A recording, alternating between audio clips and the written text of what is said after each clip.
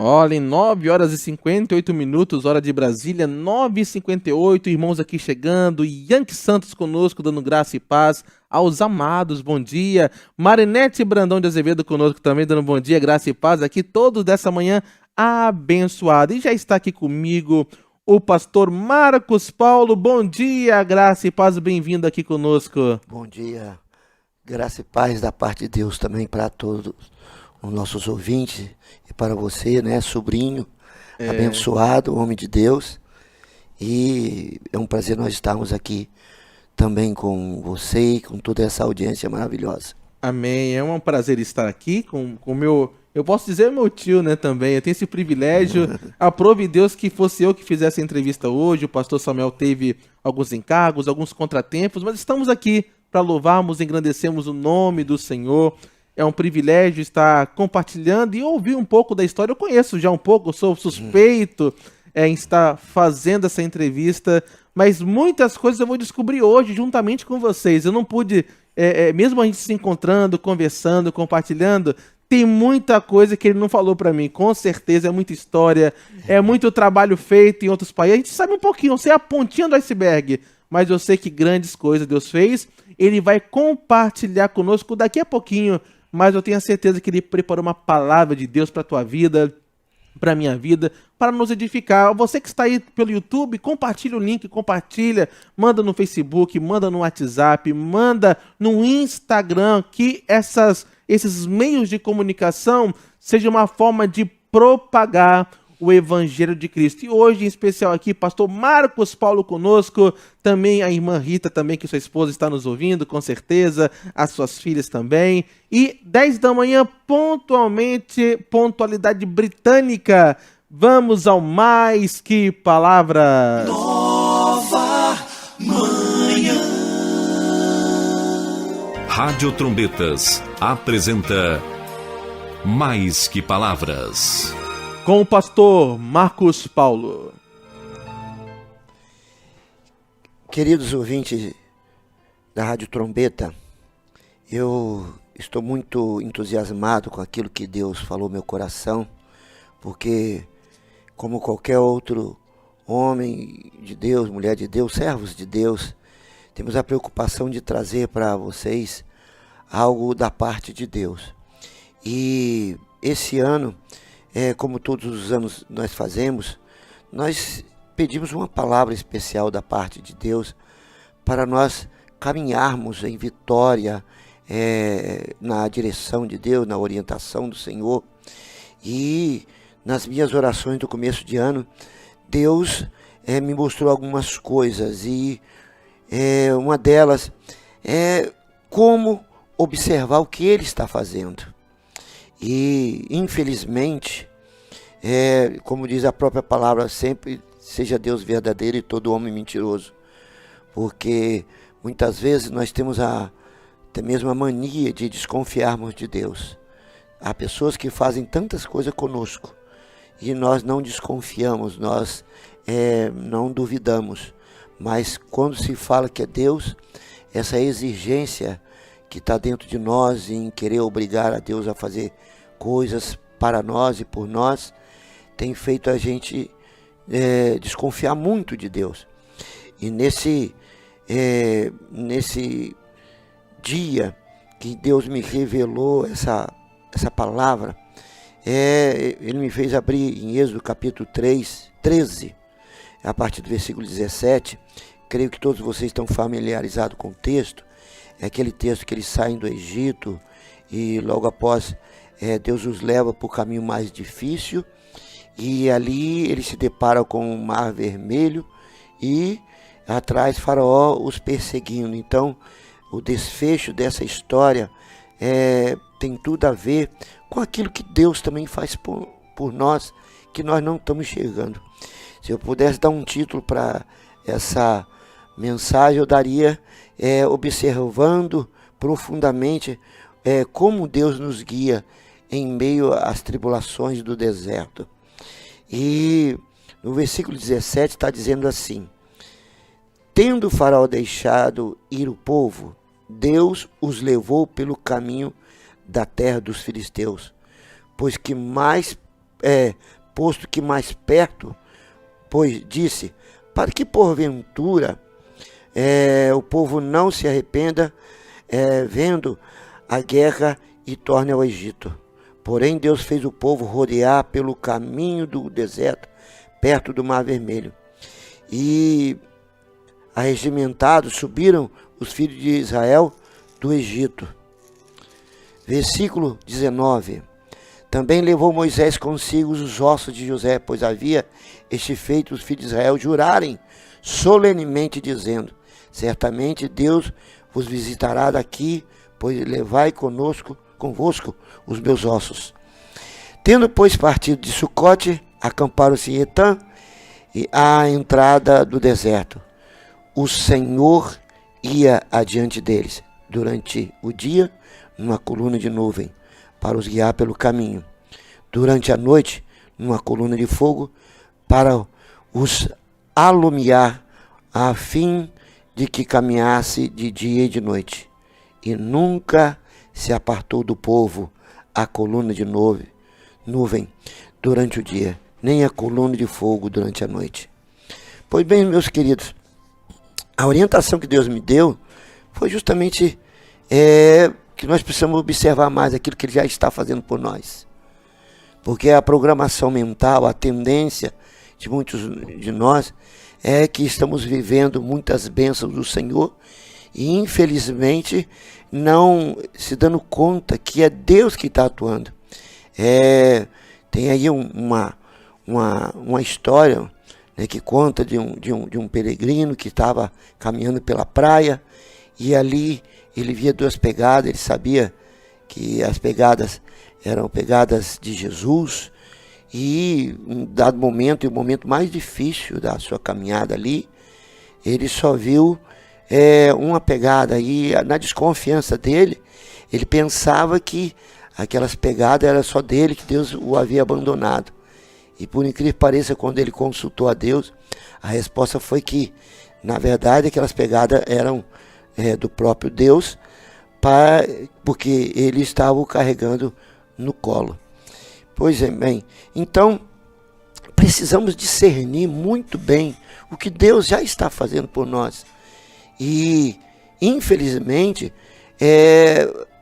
muitos filhos de Deus não estão se dando conta do que realmente importa para Deus. O que importa para Deus é te levar até o fim do caminho. O que importa para Deus é que tudo aquilo que Ele prometeu, Ele vai cumprir e vai respaldar. Portanto, precisamos ter discernimento, porque o homem espiritual, ele precisa discernir também essas coisas, de que Deus está fazendo algo por ele. Então, o povo de Israel, dando um contexto para vocês, Deus havia prometido tirá-los da terra do Egito, da casa de escravidão, e levá-los para a famosa terra prometida. E aí, Deus os levou pelo caminho mais difícil. Mas esse caminho mais difícil não significava que Deus os ia abandonar, mas Deus, em todo caminho, havia intenção de protegê-lo e provar que Ele é Deus, e principalmente para ensinar aquele povo escravo durante 430 anos, que eles precisavam confiar em Deus, confiar no seu plano perfeito, em tudo que ele fazia, e tudo que ele prometia. Pois bem, esse povo, eles não conseguiram enxergar o que Deus estava fazendo. E no texto aqui diz que logo quando eles saíram do Egito, houve uma nuvem, sabe? Houve uma coluna de fogo que os guiava ali, que os protegia. E diz que de noite era uma coluna de fogo, porque verdadeiramente aquela parte do deserto esfria. E de dia era uma nuvem, porque também o calor era escaldante, mas eles não observavam. Por eles nunca terem passado por um deserto, eles achavam que aquilo ali era comum, aquela nuvem. Eles achavam que aquela coluna de fogo também era algo comum. E passado muitos anos, eles sempre murmurando, sempre falando mal, sempre não entendendo o plano de Deus, nem dando uma oportunidade, ou pensando por um outro lado. Mas eles estavam cegos, e mesmo vendo todos os dias ao acordar aquela nuvem, e ao entardecer a coluna de fogo substituía aquela nuvem, eles não conseguiam enxergar. E assim também na nossa vida acontece o mesmo. É verdade que muitas situações, e é normal, Deus, quando tem um plano, Ele vai nos levar por um caminho mais difícil. Essa é uma das minhas experiências missionárias. Não pense você que Deus vai facilitar as coisas, porque realmente não vai, porque o que tem que prevalecer é o plano perfeito dele em nossa vida. E incluído no plano perfeito dele existe um treinamento, porque eu costumo dizer que Deus não vai te entregar a terra prometida sem você ser treinado, sem você ser uma pessoa provada ali, assim como diz o apóstolo Pedro, como ouro é provado no fogo. Eu creio que as bênçãos de Deus, as recompensas de Deus são extraordinárias. É algo fora da esfera terrestre, é algo fora do comum aqui neste mundo. Por isso que essas bênçãos ela interferem na existência humana para fazer grandes obras, para fazer extraordinárias maravilhas em diversos níveis da sociedade, da família. São portas que não se abrem, elas se escancaram para fazer grandes coisas. Portanto, necessitam de ser provado, necessita ser bem trabalhado, para que quando a pessoa, vamos dizer de uma forma assim, bem simples, quando a pessoa for desfrutar daquilo, ela está preparada para ter. E infelizmente, a maioria dos filhos de Deus não compreende isso. Mas, e além de não compreender que Deus leva-nos pelo caminho mais difícil, mas não compreende também que mesmo no caminho difícil, Deus vai garantir a sua palavra. Ele vai garantir de onde pegou você e vai levar até o final.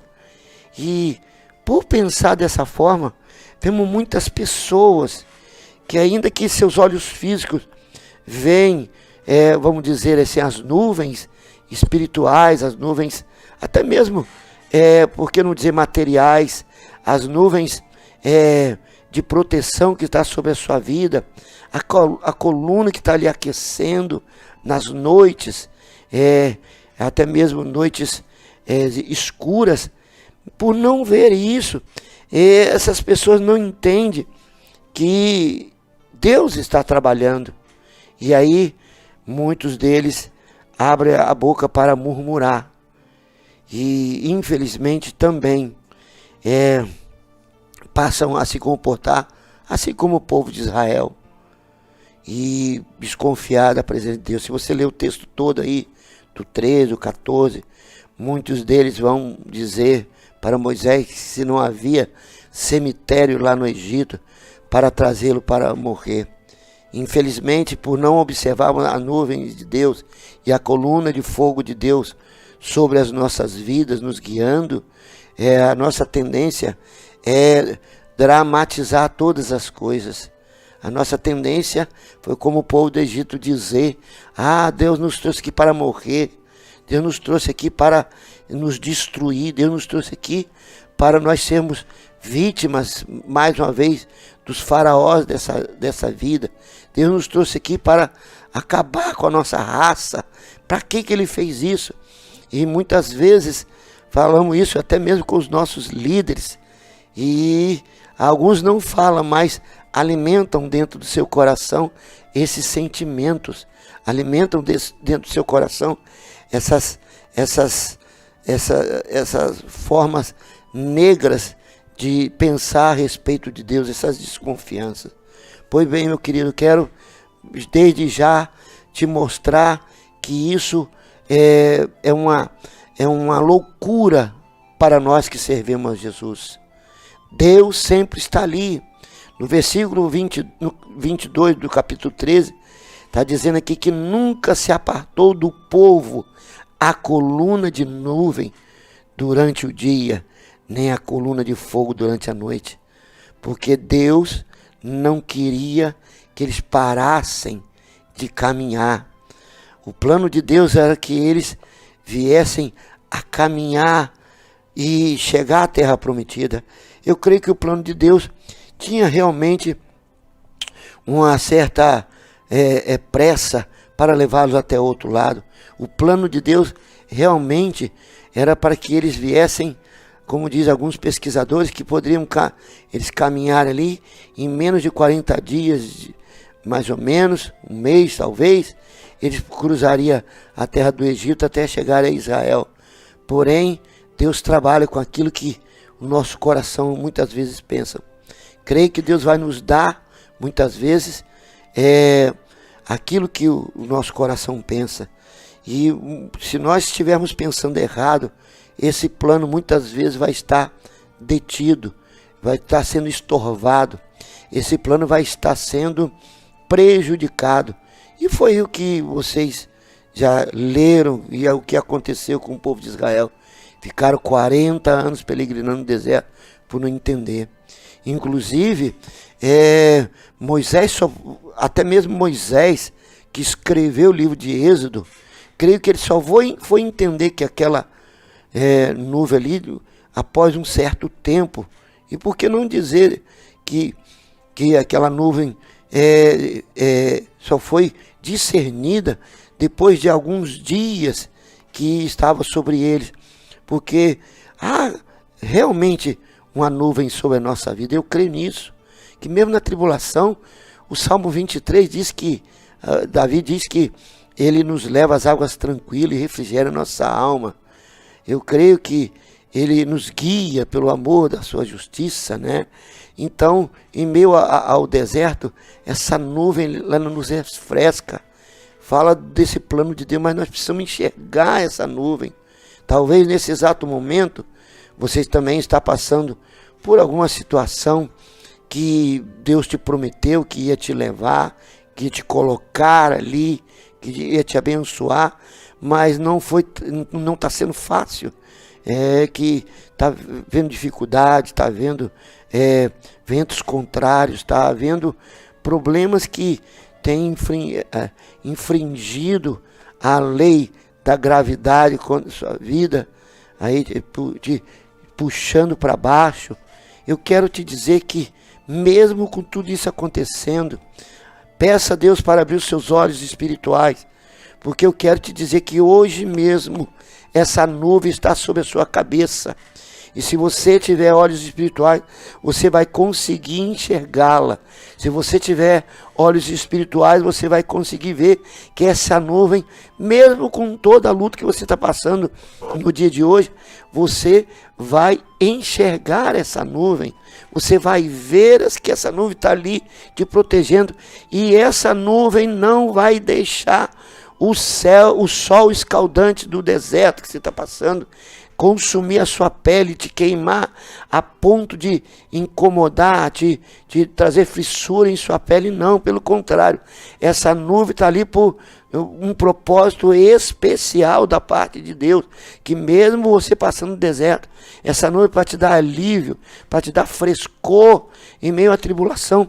E você deve entender que se essa nuvem está ali, significa que Deus está te levando, mesmo pelo caminho mais difícil, mas Ele está ali te protegendo, Ele não está te deixando sozinho, Ele não está te abandonando, Ele não está deixando você à míngua nesse deserto. Ele está providenciando tudo que você realmente precisa para passar por esse deserto. Então Ele não te abandona jamais, mesmo no deserto. Portanto, como que é importante você tirar do seu coração essa desconfiança, esse espírito que é secular, que faz com que as pessoas pensam errado a respeito de Deus e desconfiem. E nas horas mais difíceis, que é a hora que nós devemos ter a fé e a confiança, que Ele está conosco todos os dias, que é a promessa. todos os dias, seja onde for, no deserto, na montanha, nos vales, onde for, Ele estará conosco. Essa desconfiança secularizada pelo mundo tem que ser tirada do nosso coração e substituída pela fé que uma vez foi dada aos santos. E você tem essa fé dentro de você. Portanto, eu te convido desde já agora a abrir o seu coração e olhar para essa nuvem, que sua vida poderia estar muito, mas muito pior, muito mais drástica, muito mais cheia de problema, mas ela não está assim porque a nuvem está ali te protegendo. Essa nuvem está te protegendo. E além dessa nuvem, a coluna de fogo também está ali te protegendo. Porque realmente há noites sombrias e frias. Há noites que realmente nem a lua, ainda que aquela lua está ali brilhando, né, para nós sabermos no meio da noite, ela não tem o poder como essa coluna de fogo tinha, de iluminar o caminho, de esclarecer, de clarear todos os pontos para eles continuarem caminhando. Só que eles não entendiam. Essa coluna de fogo, ela é especial na vida de todo crente. Na sua vida, essa coluna é especial. Talvez você não está conseguindo enxergar, mas ela está aí pertinho de você. Ela está te aquecendo. Ela está te aquecendo. E além de aquecer, ela está te mostrando, clareando melhor do que a lua. Eu posso ver pelos olhos da fé, e você também pode enxergar isso, que essa nuvem de fogo, essa coluna de fogo, ela está ali do lado daquela lua, ainda que a lua está brilhosa, mas ela não tem o poder de clarear tão potentemente, tão fortemente, como essa coluna de fogo. Poucas pessoas entenderam isso. Moisés, creio que foi entender isso só depois, quando passou a sua dificuldade, lá na frente, foi que ele entendeu, agora eu entendo que essa nuvem essa nuvem que veio, que nos acompanhou desde que saímos do Egito, agora eu entendo que esse fogo, essa coluna de fogo, na verdade, era uma provisão de Deus para nós caminharmos. Eu tenho certeza que o Espírito Santo de Deus já está falando no seu coração nesta manhã. Aleluia. Eu tenho certeza que Ele já está te mostrando, olha aqui o percurso que você fez. Você lembra desde que você saiu daquela casa, desde que você saiu daquele país, desde que você saiu daquela nação, desde que você saiu do seu país, desde que você saiu daquela situação, daquela tribulação, até mesmo daquele tipo de trabalho, ou até mesmo, por que não dizer, de algumas denominações religiosas, de algumas situações difíceis. Desde que sair dali, Deus está te mostrando, olha, eu providenciei a nuvem para você e providenciei a coluna de fogo. Deus está te mostrando, desde que você saiu, você lembra daquela relação terrível, aquela relação ruim? Eu te prometi que ia te tirar dali e ia te levar para a sua terra prometida. Eu te prometi, então eu não sou homem para que minta, nem filho do homem para que se arrependa do que eu falei para você. Mas se eu prometi você, eu vou cumprir até o final. Não te deixarei desamparado, não te deixarei órfão. Isso é loucura da sua cabeça. Portanto, Deus te convida nesta manhã a pensar direito. E a minha oração por você é que você faça como que Deus faça com você como fez o Geazi. Diz a Bíblia que Samaria foi cercada, e quando Geazi abriu a porta de casa logo cedo de manhã, a primeira coisa que eles viram foi Samaria sendo cercada, Samaria sendo tomada ali pelos soldados sírios, e os olhos carnais, os olhos físicos de Geazi, mas também o outro olhar dele, o olhar carnal, veio com desespero. Por que eu digo olhar carnal? Porque Geazi já tinha tido experiências de milagres. Geazi já tinha visto experiência de proteção de Deus. Geazi, assim como nós, já tinha visto muitos milagres, muitas portas abertas. Deus foi fiel conosco. E agora, naquela situação específica, Geazi também, como o povo de Deus, já estava desconfiando. Algo daquilo que acontece conosco também, não é verdade? Que situações específicas, Deus fez um monte de milagres, nos conduziu, nos abençoou, abriu portas, diversas portas, você ficou feliz, você festejou, você deu testemunho. Mas agora uma situação ali peculiar, uma situação nova, e aí a tendência é mais uma vez desanimarmos, desfalecermos e mais uma vez desconfiarmos de Deus. No caso de Geazi, ele estava cego, e aí saiu correndo e desesperado, gritando pelo profeta: meu pai, carros de Deus ali, tal, olha, nos cercaram. E o profeta Eliseu, já acostumado com as bênçãos de Deus, já acostumado a não desconfiar da fidelidade de Deus, ele sabia que a sua vida estava nas mãos de Deus, que o controle de tudo estava nas mãos de Deus. Do jeito que Eliseu estava, Eliseu ficou. Simplesmente, Eliseu olhou para Geazi e orou ao Senhor: Senhor, abre os olhos desse moço. E diz a Bíblia que naquele exato momento, pela oração de Eliseu, não de Geazi, Deus abriu os olhos de Geazi e ele conseguiu enxergar um exército poderoso. Aleluia! Um exército maravilhoso, um exército de Deus, carros e cavaleiros de fogo, que nem a maior bomba atômica que pode ser fabricada tem o poder de vencer o exército de Deus. O exército das milícias celestiais de Deus. E aí, querido, quando ele viu aquilo, veio a segurança, veio a paz no coração dele, por saber que Deus estava cuidando. E assim, querido, eu creio também que você está sendo cuidado por Deus. Deus está cuidando de você. Deus está cuidando da tua casa. Eu creio nisso. Deus está cuidando de onde quer que você vá. Isso é uma realidade. Onde quer que você está. Deus me deu a graça de passar por 11 países, pregando o evangelho, implantando o reino, implantando igrejas. E hoje o resumo que eu faço, que em todas essas coisas aconteceu lutas, aconteceu muitas tribulações, sim, pessoas vindo contra nós, levantando-se contra nós, pessoas até mesmo falar em botar fogo na igreja, em nós e nas nossas filhas, crianças, nossa família, vieram.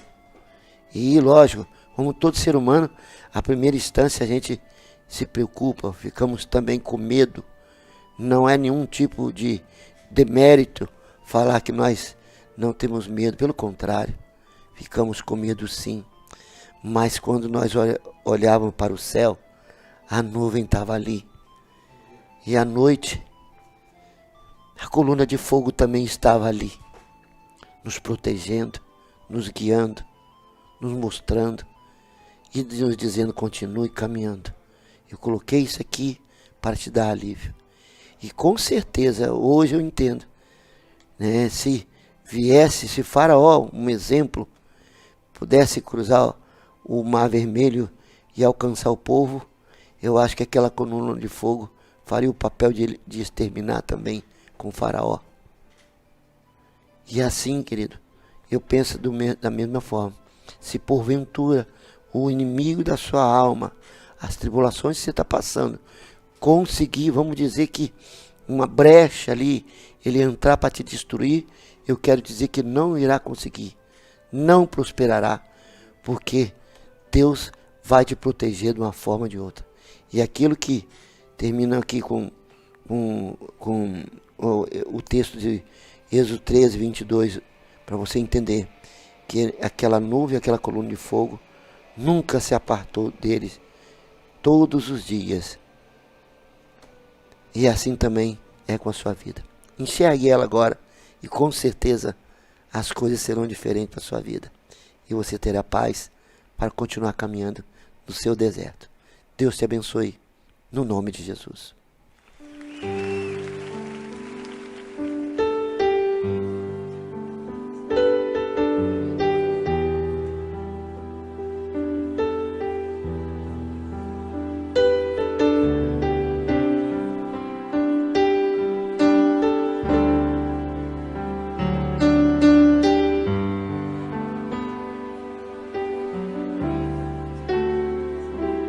Quão grande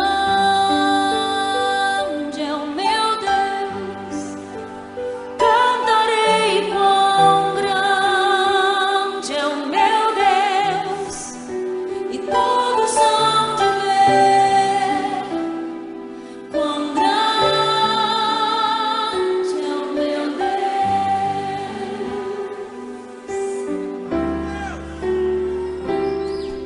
Com esplendor de um rei, em majestade e luz, faz a terra se alegrar, faz a terra se alegrar. Ele é a própria luz, e as trevas vão fugir, tremer com sua voz, tremer com sua voz.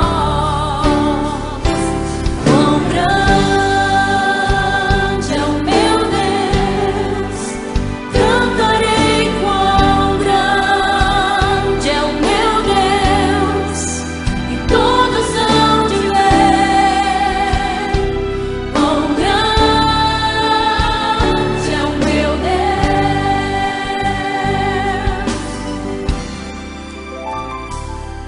Por gerações Ele é, o tempo está em tuas mãos, o começo e o fim, o começo e o fim. Três se formam em um: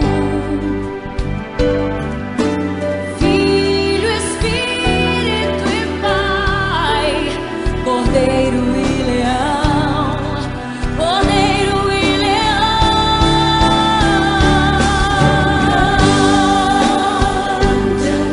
Eu cantarei, cantarei quão grande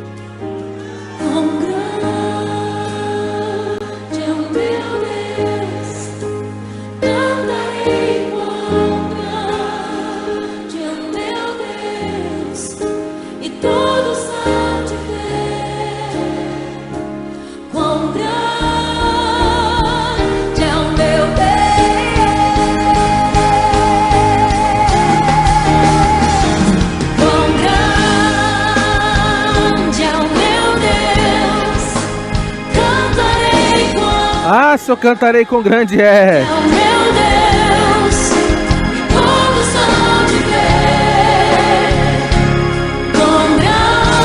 Quão grande és. É o meu Deus.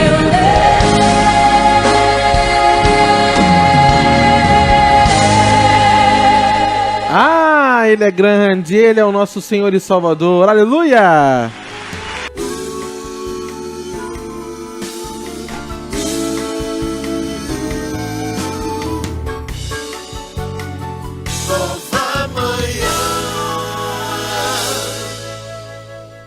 Olha, que palavra abençoada. Aleluia. Aleluia. Olha, há uma nuvem nos cobrindo. Aleluia. Há uma nuvem. Então, olha, tem irmãos aqui. É Iago Santos. Iago Santos é o nosso baterista lá da comunidade missionária Igreja Alvorada. A Teia, o Lohan, a Zoe também. Que Deus abençoe vocês. Ó, Iago é fã do pastor Marcos Paulo. E é fã de carteirinha. Amém. Aleluia. Também irmã Manuela Pelissari, também pastor Marcos é uma bênção. Pelo jeito conhece o pastor Marcos Paulo, conhece? Conhece, sim. Amém, glória a Deus. Irmã Vilma Rocha Trotti lá nos Estados Unidos aqui dando glória a Deus, amém. Irmã Elisângela Paz também dando a paz do Senhor. Muitos irmãos aqui comentando conosco ao vivo aqui na Rádio Trombetas. Que bênção. Irmãos aqui também do WhatsApp conosco nesse dia. A irmã Raquel Gouveia conosco. A irmã Cláudia Márcia de Macaé, palavra abençoada, palavra abençoada. Filomena Castro do Rio de Janeiro, Deus cuida de nós. Que possamos sempre olhar para o alvo de onde vem a nossa salvação, Jesus. Conosco aqui o pastor Marcos Paulo, aqui vai começar a entrevista, são 10 horas e 35 minutos, hora de Brasília, 10h35. Aqui eu sou suspeito aqui, mas eu vou fingir que não o conheço, eu prometo. Aqui está o pastor Marcos Paulo, aqui eu tô com a biografia dele um pouquinho, vai me ajudar. Mas 59 anos de idade, não é isso? Não, 53. Que houve uma falha. 50, eu falei, nossa, digitação, que eu não é possível, já aumentou tanto assim. 53 anos de idade, esse 5.3, hein? 5.3. Amém. Casado, não é? 2 filhas, natural de Vitória, é isso mesmo? Isso mesmo. É pastor titular, cada igreja tem uma nomenclatura. Alguns é pastor presidente. Na Metodista Wesleyana, que é a igreja que ele faz parte, Igreja Metodista Wesleyana de São Marcos, que fica na Serra Sede. Serra Sede, não é? Fica a quantos minutos daqui, mais ou menos? Olha, quando não tem o trânsito de Carapina, vamos colocar aí uns 45, 50 minutos. Mas quando tem, já enfrentamos algum trânsito ali, aí não é fácil. Exatamente. Então o pastor titular está pastoreando. É isso mesmo? Acertei? Tá certinho aqui, né? Isso mesmo. O nome da esposa é qual? Essa é a missionária Rita, sua tia. Mulher de Deus. Verdade. Que estamos juntos há quase 26 anos. Aliás, com namoro, né, e casamento, quase 27 anos. É verdade. Abençoada Rita 2 filhas, não é isso? 2 filhas. Os nossos 2 presentes do Uruguai. Do Uruguai. Nasceram lá no país chamado Uruguai. Rebeca, Caroline e Victoria Micaela. Olha, 2 princesas. Que bênção. 2 presentes. Estão casadas, solteiras, como que anda? Por enquanto estão solteiras, graças a Deus. Pai Coruja? Pai Coruja. Amém. É bom demais. Eu particularmente aprecio muito a vida familiar, a vida das minhas filhas. E confesso, por lidar com tanta gente nesses 30 anos ministeriais aí, por lidar com tantas pessoas, nós temos um certo temor, né? Vemos muito casamento com dificuldade. Quando se relaciona a nossas filhas, desde quando nós soubemos que ela estava no ventre da mãe dela, que eram meninas, então nós já começamos a orar pelos nossos genros, pela pessoa que faria parte da vida dela e, consequentemente, da nossa família, né? Então, todos os dias, sempre estamos orando, sempre estamos falando com Deus. Assim como Isaac, que orou instantemente, né? Nós também oramos, porque sabemos que no curso da vida Se a pessoa casa mal, isso vai estragar todo um grande futuro de Deus para aquela pessoa. E estraga mesmo. É verdade, São as corujas. é verdade. E eu já tenho algumas perguntas aqui, pertinentes ao ministério. Você é pastor, né? Sim. Há quanto tempo já?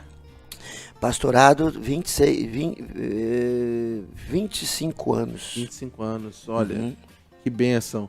E a pergunta que vem, você também foi missionário por muito tempo, e como que se deu o chamado? Primeiro veio o chamado pastoral, depois o missionário, veio os dois juntos ou vice-versa? Conte um pouquinho para nós como começou esse chamado na tua vida. Na verdade, nós sempre nos sentimos missionários.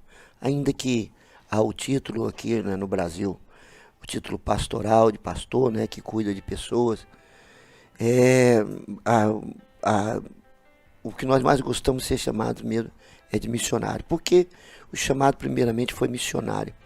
Nós, no nosso caso, hoje, né, eu entendo, né, que desde criança, mesmo não sendo um crente fervoroso, mesmo estando afastado da presença de Deus, inclusive isso me remete lá atrás, né, quando... Então você não nasceu então num lar estruturado cristão? Não nasci.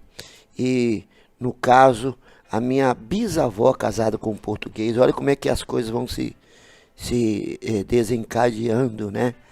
E hoje eu entendo tudo isso. A minha bisavó, ela era crente da Igreja Batista, no meio de um monte de pessoas da denominação católica.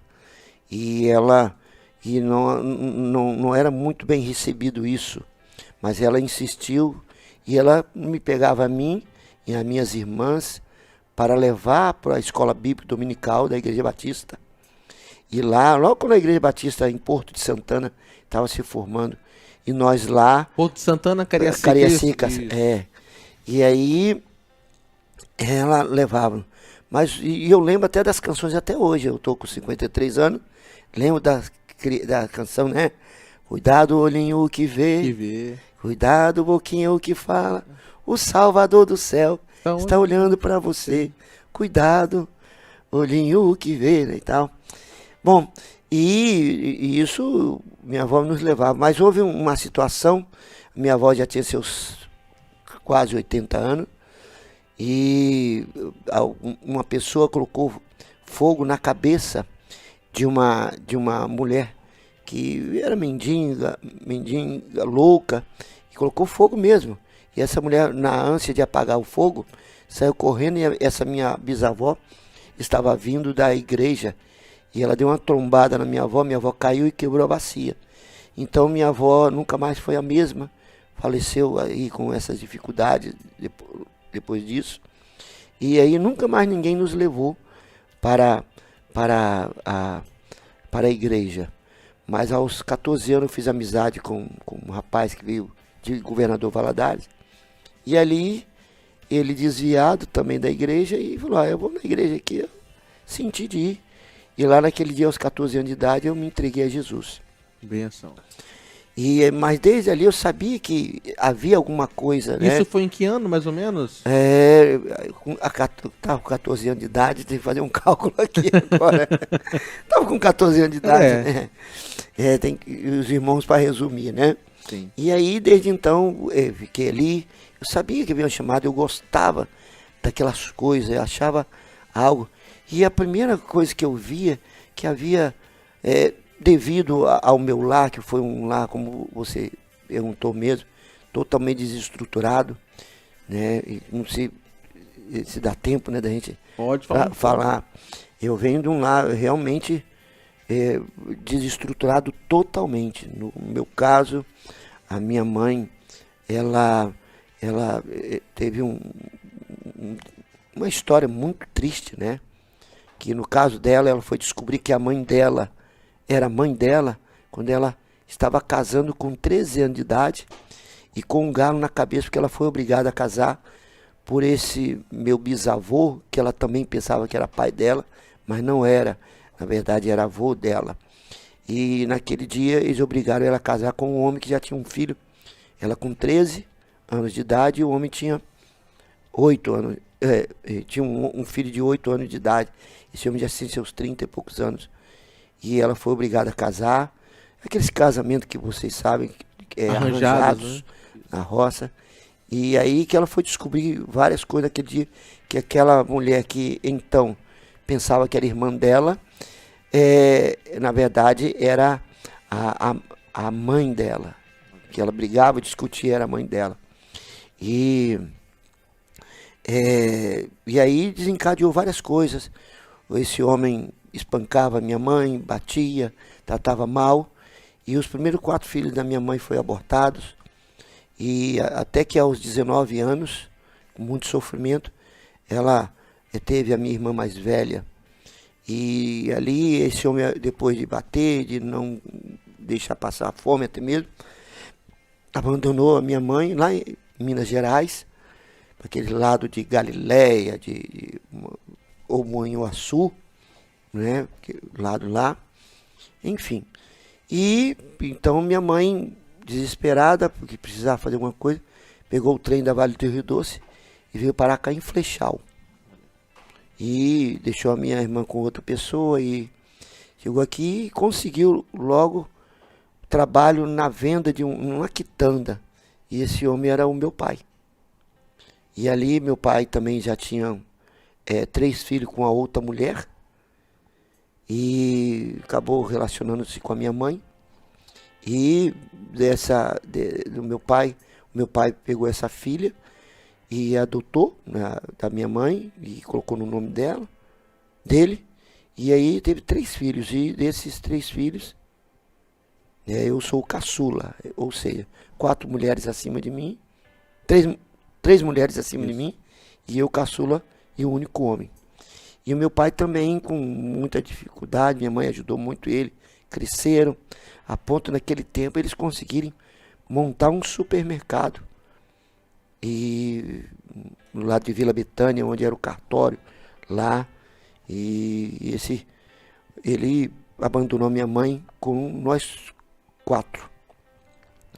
E a minha mãe teve que trabalhar, nos abandonar, nos deixar ali em casa. E muitas vezes ela permitia. E houve, né, eu digo isso sem medo de errar, sem medo de nenhum constrangimento, porque houve cura. Mas minha mãe deixou-nos ali. E às vezes um tio nosso, irmão dela, também por parte de mãe, porque a mãe dela também teve vários filhos de vários homens diferentes. Esse meu tio acabou estuprando a mim e as minhas 2 irmãs. Eu tinha os meus 4 para 5 anos. Olha. Lembro de toda a cena até hoje. Minhas irmãs também lembram. Mas a minha mãe, como muitos pais não acreditavam. Lógico que a gente nunca contou isso para ela. Depois sim contamos, né? Mas, enfim. E aí a minha mãe, trabalhando, também arranjou mais um homem.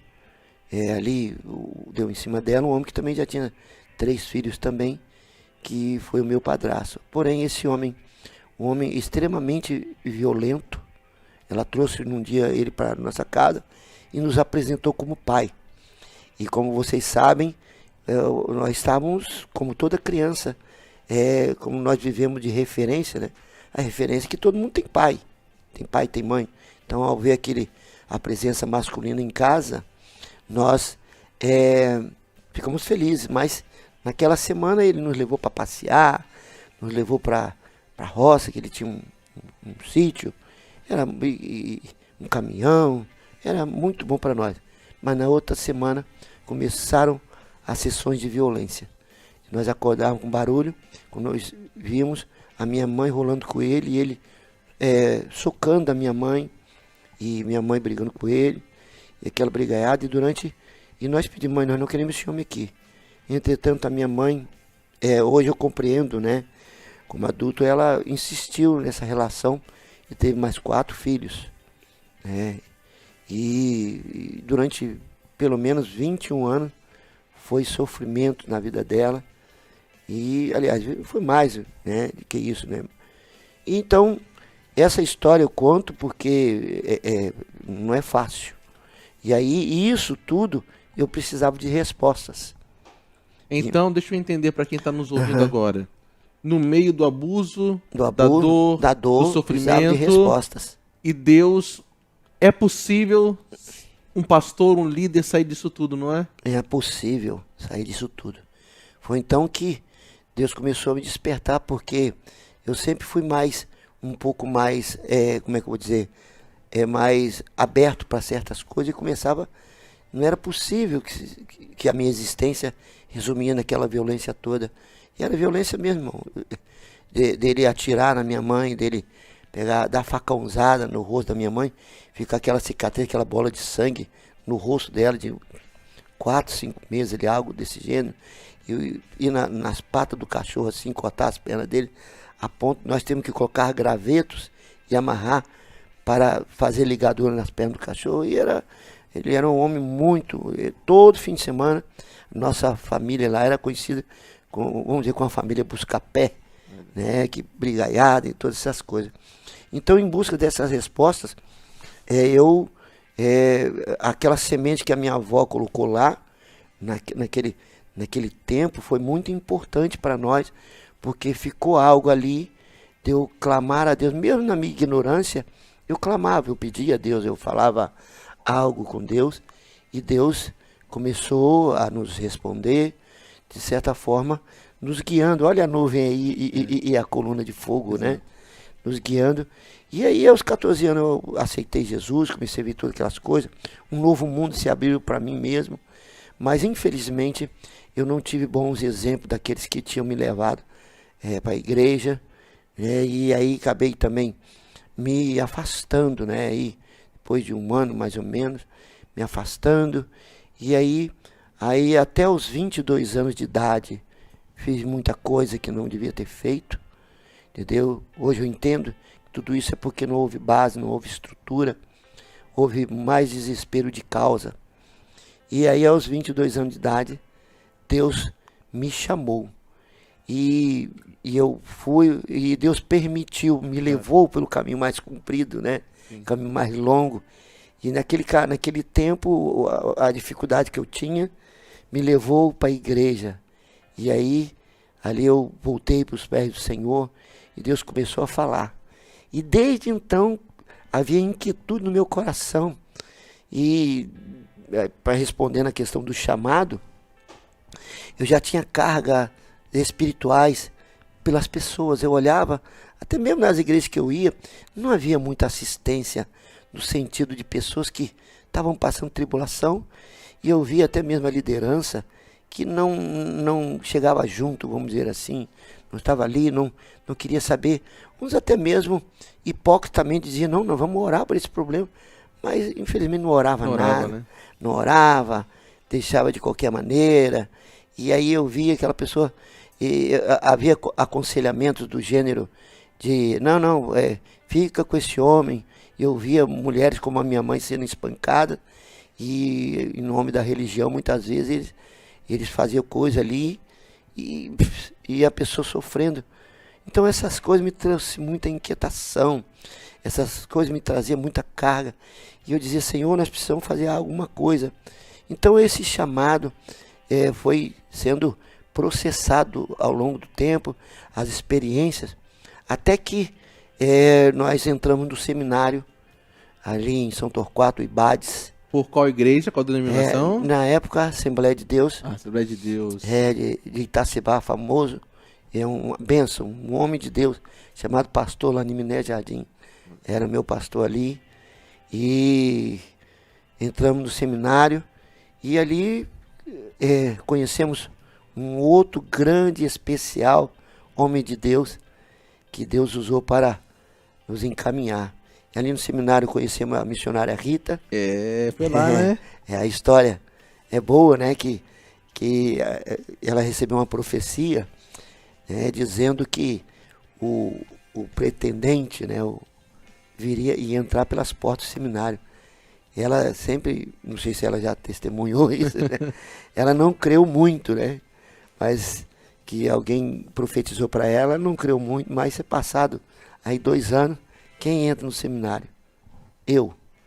E ali começamos a conversar, e houve uma outra moça, na época, a filha do pastor Candeias, a Luciana, filha do pastor Candeias, e ela começou a fazer, como se chama aí, popularmente, gancho. O gancho, a ponte, né? A ponte aí e tal. A ponto, não sei se ela foi por acaso, mas ela falava que eu tinha a mesma idade da minha esposa.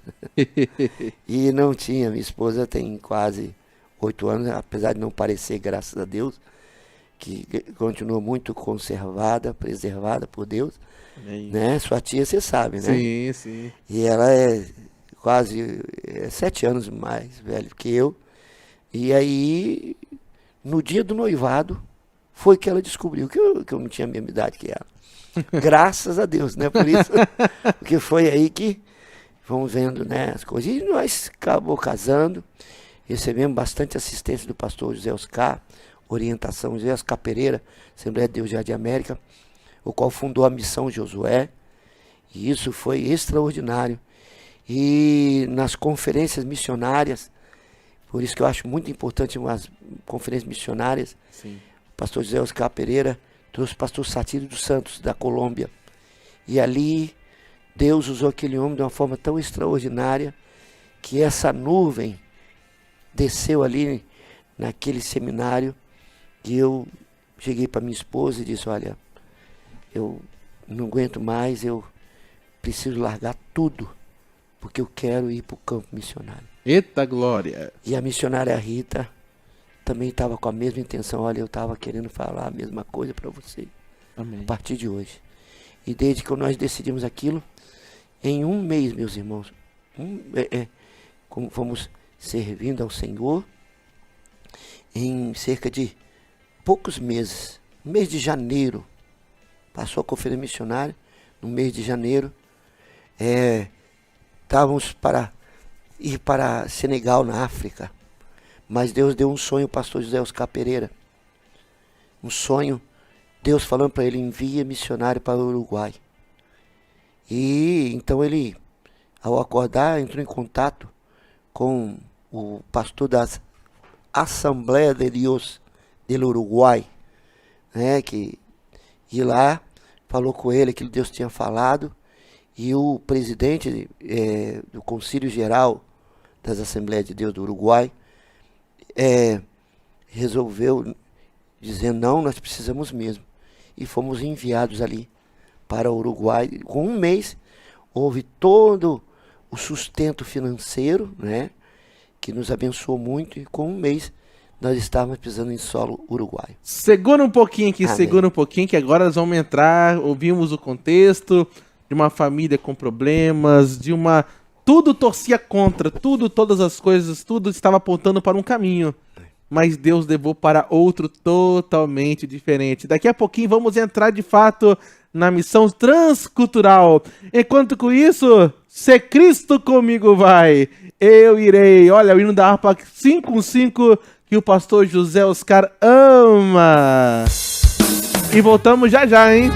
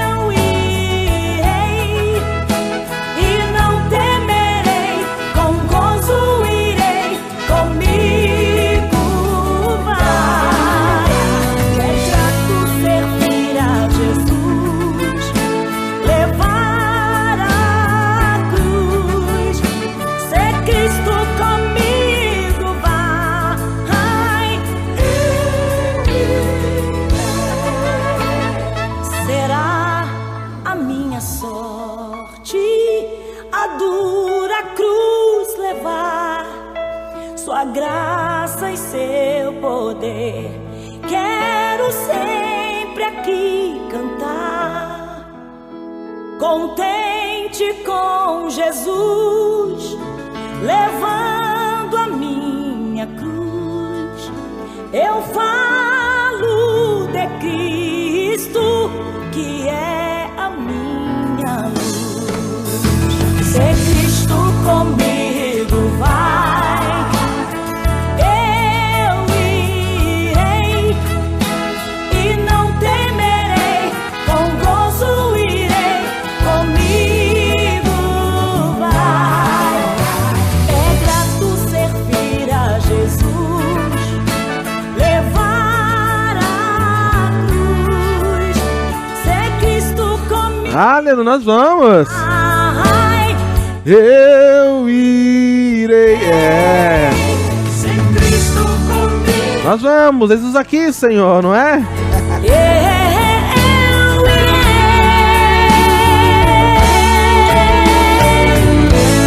Creia nesta palavra, nesse dia.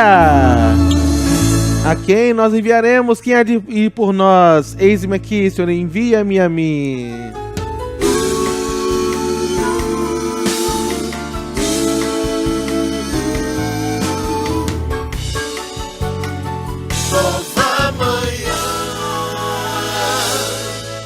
Olha, irmãos aqui estão comentando. A irmã Darcilene de Olho d'Água das Flores, olha, tá aqui, ó. Glória a Deus, que testemunho maravilhoso que renova a nossa fé. É. Irmã Vanderleia também, Ferreira da Costa, forte, lindo Castelo testemunho. Branco. De Castelo Branco, Cariacica, não é? É. Amém. Marinete Brandão Azevedo também, dando aleluia. Pastor Yankee Santos também conosco, dando um abraço. Superintendente. Amém. Irmão Marcos da Silva também conosco, dando a paz do Senhor. Que Deus possa abençoá-lo também em nome de Jesus. Temos mais perguntas aqui para poder estar fazendo. Já vimos um pouco do testemunho. E a questão da missão, né? O Uruguai. Como que foi essa missão no Uruguai? O Uruguai foi uma bênção para a nossa vida, né? Primeiramente, as barreiras, que muitas vezes no seminário, nas conferências, falam, tem barreiras, né? Realmente tem. Mas mais uma vez vemos aqui o que é a nuvem e mais uma vez vemos a coluna. Hoje eu entendo, depois que tudo passou, depois que tudo passou, nós vemos que Deus nos conduziu em todos os caminhos. Deus nos conduziu mesmo, queridos. Por isso que vale a pena a gente obedecer a Deus. Mesmo que a primeira visão é deserto, você pode ir, que Ele vai respaldar tudo, né? Da conferência missionária ao Uruguai foi quanto tempo, mais ou menos? Vamos lá, da conferência missionária até o Uruguai, vamos colocar aí pelo menos uns 6 meses. 6 meses, né? Uhum. E respondendo a pergunta anterior, a primeira coisa no Uruguai é que quando pegamos um ônibus, são 2 dias e qualquer coisa para chegarmos lá de ônibus, né? Não foi de avião, não? Não, avião não, quem dera. mas foi a experiência, tudo coopera, como diz, Verdade, para o né? bem, Romanos 8, 28, tudo coopera. E a primeira experiência, nós fomos até São Paulo. Lá em São Paulo, pegamos um ônibus chamado EGA. EGA é aqueles ônibus de 2 andares, né? A empresa chama-se EGA, é uma sigla, chama Empresa General Artigas, que né, Artigas foi um dos libertadores do Uruguai. E aí, a primeira coisa foi a assistente de bordo, né? Que em espanhol chama azafata. E nós não sabíamos. E aí começamos a interagir com ela lá, eu com a Rita do lado, né? E ela falava em espanhol, e eu não tinha muito contato com o espanhol, muito mesmo, né? Mas é interessante que, mesmo assim, nós conseguimos comunicarmos com ela. E com uma semana, no Uruguai, nós já estávamos falando assim, Glória a Deus. bem o espanhol. Graças a Deus, tanto quanto eu, quanto a Rita. Com uma semana, lá dentro do Uruguai, da capital, Montevidéu, nós estávamos andando todas aquelas cidades. Lá não é uma cidade tão pequena, grande, mas nós já sabíamos pegar ônibus, já sabíamos conduzir a alguns lugares. Tudo isso nós devemos à bênção de Deus. Amém. Chegando lá, fomos recebidos pelo nosso SD, né, como é um testemunho, pelo superintendente que chama Assembleia de Deus. Aí nos colocaram, não tinha casa para nós, nos colocaram logo nos fundos de uma igreja. E já era tempo, naquela época era janeiro, né, e já estava no calor, mas mesmo lá já fazia um certo frio para nós. E fomos indo e ajudando, dando assistência ali. Foi então que nós tínhamos que tomar banho. Primeiro era uma cama de solteiro para mim e para Rita. Olha. E a gente dormia nos fundos da igreja. E lá as igrejas, não todas, né, mas a maioria da igreja é bem precária, né? Sim. Como foi a formação aqui no Brasil, muitas igrejas que foi construindo, e mesmo aí, sem ter parede direito, muitas vezes a gente já entra para dentro, já faz culto ali dentro, né? Não foge muito dessa realidade. E aí, o chuveiro que tinha lá era um chuveiro elétrico, só que ele transmitia energia para o registro. Choque direto. Era choque, você queria tomar banho, como é que a gente fazia? Todo molhado, mas tomava choque direto. Meu Deus. Né? Mas mesmo assim, nós vimos que era missão de Deus e começamos a ver ali. A primeira coisa que vamos comer alguma coisa, né? Que aí fomos para um restaurante tinha lá perto. Chegou lá, eles estavam me oferecendo pasta. E eles me perguntaram: o que você quer comer em espanhol? O que é? Pasta. Eu falei: pasta? Só que a ideia é pasta de dente. Exato. A pasta que a gente tem aqui é pasta de dente. Eu não pasta. Pensando que era o quê? Pasta de dente. Mas graças a Deus que o rapaz viu que eu era brasileiro, não entendia bulufas de espanhol. Ele foi lá e mostrou: é isso aqui. Isso. Aí nós aceitamos, porém era uma comida cara. Olha. E aí já começou o dinheirinho que tinha já Embora. Mas continuamos, como disse, né? Foi então que eles havia um casal, havia um local bem remoto lá, que era uma igreja fundada por um missionário americano, comprado o terreno, mas era um lugar bem precário, mas muito precário mesmo. Então nos ofereceram para a gente começarmos a dar assistência a essa igreja, que tinha, eu acho que só 3 pessoas lá, e aí começamos a ir para lá, né? Foi então que eu conheci um outro missionário que já estava lá há 3 anos, chamado Giancarlo, muito bem conceituado. E aí, esse Giancarlo nos chamou para morar lá com eles lá, até formar aí, né, o local para a gente morar e congregar também. E aí fomos, e aí fizemos amizade. Inclusive esse Giancarlo hoje, né, está no Iraque, missionando lá com muita dificuldade, né, e ele e a família. E juntamente com o missionário Elias também, que foi para a Índia, depois de lá do Uruguai. E no campo missionário, no Uruguai, há uma cultura, pelo meu conhecimento, que os países, né, do sul têm uma ligação muito forte com bruxaria, ocultismo. Muito bem perguntado. Vocês tiveram experiências sobrenaturais lá no Uruguai, no campo? Coisa de arrepiar? Sim. Tiveram? O Uruguai, na verdade, todo país tem, nesses países que nós passamos, todos eles têm o seu misticismo. No caso do Uruguai, muitas pessoas, o brasileiro, melhor dizendo, exporta bruxaria daqui para lá, que é a macumba, a questão do candomblé também, e muitos tipos, até mesmo voodoo, feitiçaria. Há muitos brasileiros que saem daqui para lá para fundarem centros espíritas. Há muitos, pelo menos naquela época.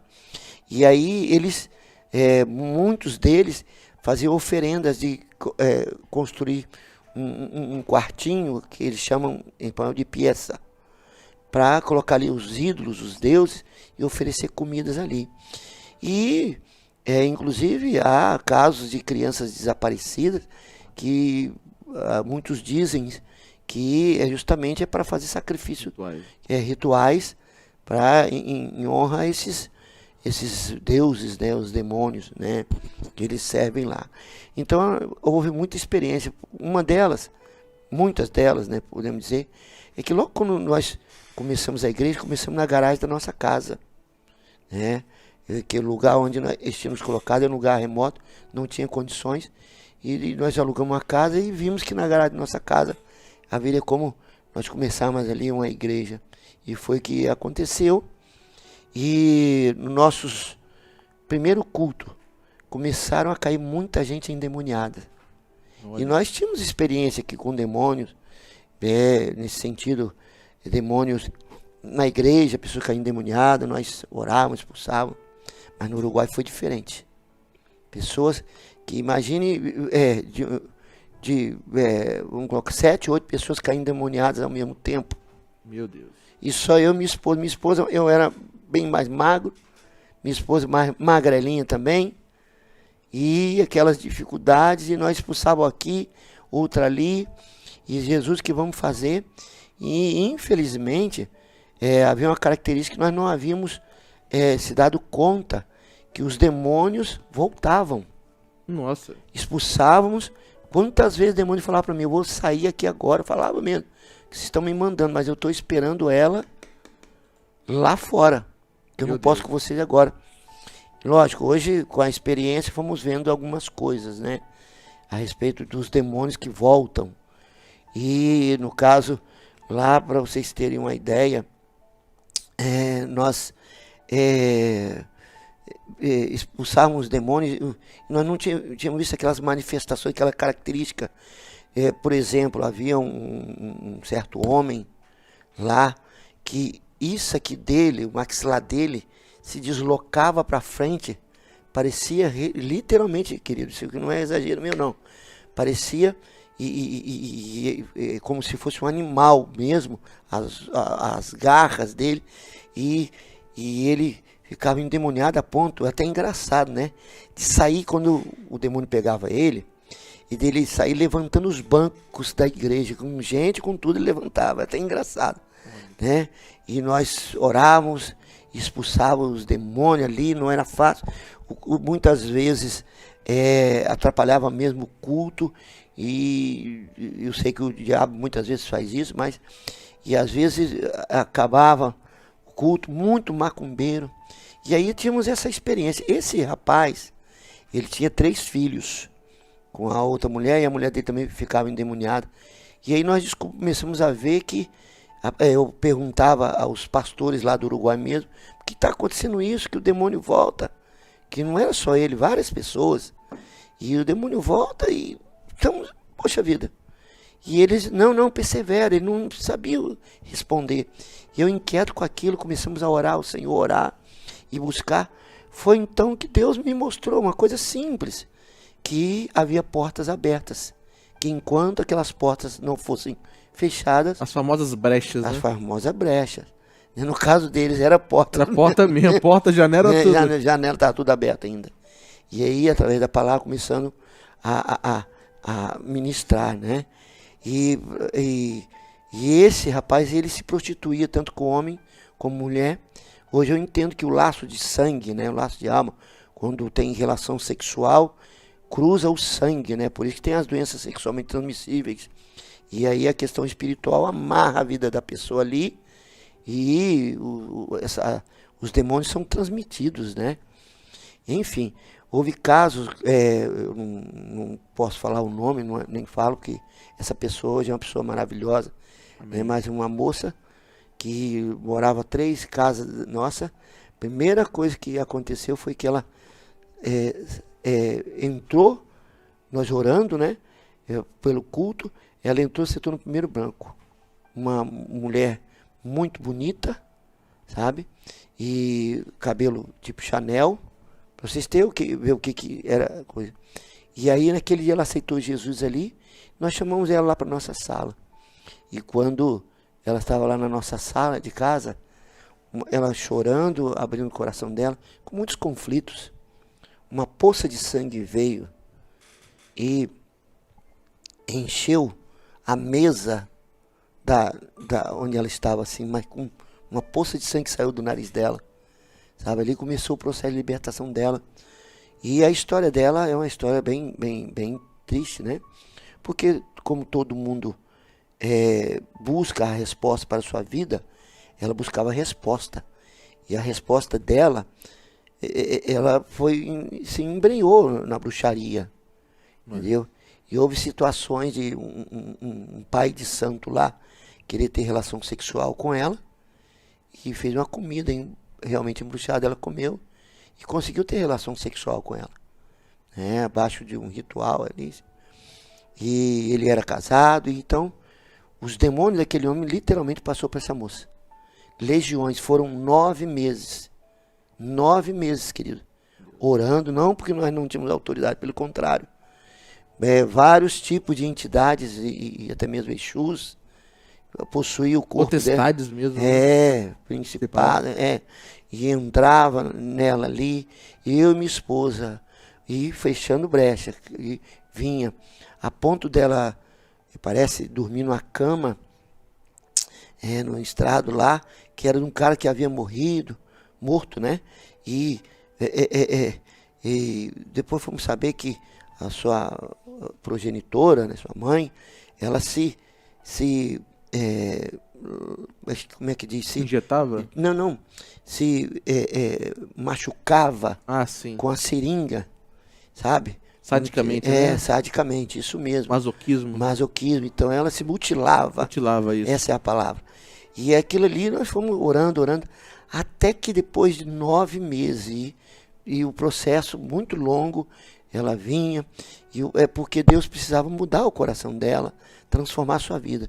E Deus foi transformando, e passado 9 meses, veio um homem de Deus lá do Santana do Livramento, um pastor amigo meu, chamado Rubinho, e naquele dia, naquele culto, Deus batizou essa irmã com o Espírito Santo. Amém. E ao ser batizado com o Espírito Santo, aí Deus selou ela, as portas foram fechadas. Glória a Deus. E essa mulher nunca mais ficou endemoniada. Eu tenho notícias dela. Aleluia. Melhorou muito o seu nível de vida, né?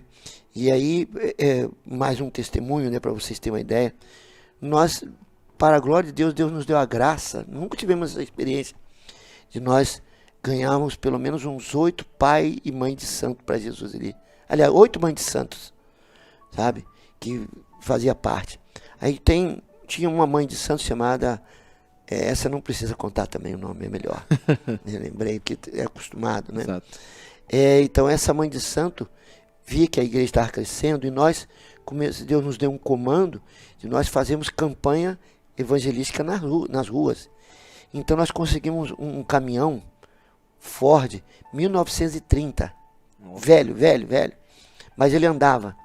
E aí o dono nos alugava, nós pegávamos os instrumentos, colocava em cima da caçamba, era uma caçamba de terra. E íamos para os bairros, e ali nós cultuávamos a Deus e pregávamos o evangelho. E aí são muitos os testemunhos, né? Na primeira campanha, nós fizemos dentro de um bairro no Uruguai. A favela no Uruguai se chama Cantegril, ou Cantegrilo para nós, né? Um Cantegrilo porque realmente o grilo no canto, cri, né? Uhum.